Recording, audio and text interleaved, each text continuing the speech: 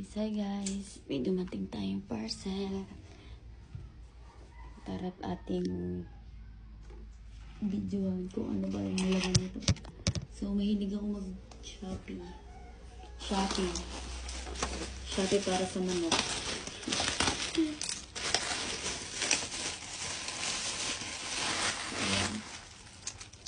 In-order ko ito sa Shopee. Ayan. Para dun ko sa poultryhan. Kasi lalo ngayon, madaming kumakalat na sakit sa manok. Prevention is better than cure. So, for biosecurity, yung chicken. So, lalagay natin ito sa mga daan. At dun sa poultryhan. Ayun.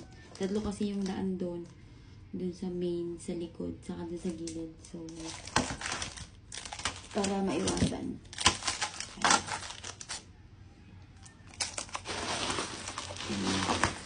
Kasi ulit.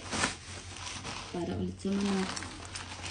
Nakakamiss na mag-shopping. Yung para sa sarili.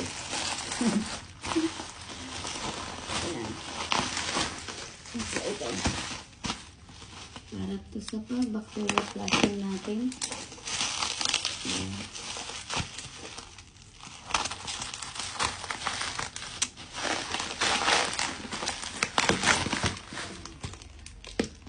Simple.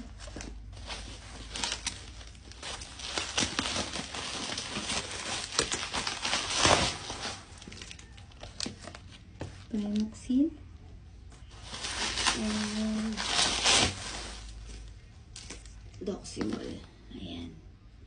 Yan yung mga pang-bacterial flushing natin. Itong tatlong to. So, bumibili pa ako sa Battlecock. Battlecock product to. Hanapin nyo naman. Yan, Battlecock product siya. Bumibili din ako ng Egg 1000 at Detmen Pro. Ayun. Yun yung mga vitamins na binibili ko talaga siya. Kasi, dun sa pinag-seminaran ko sa San Pablo, hindi talaga sila tinitipid sa vitamins. Kumbaga, pag kinumpute mo siya monthly, kaunting amount lang talaga yung daily na kukonsume nila. So, bakit pa natin titipidin yung manok? Saka, isa din siya sa maganda para sa manok na ng vitamins. Kasi, hindi siya or hindi prone sa sakit yung mga chicken natin. Ayun. So, ayan, Doximol, Primoxil, Sulfur. Nakakabutas ng bulsa to kasi medyo mahal siya. Pero, worth it naman siya. So, tumatagal naman na to mga 3 months, 4 months. Ayun. Binili ko siya sa Shopee. Doon ako sa trusted na mga vet store. Ayun. Doon ako bumibili.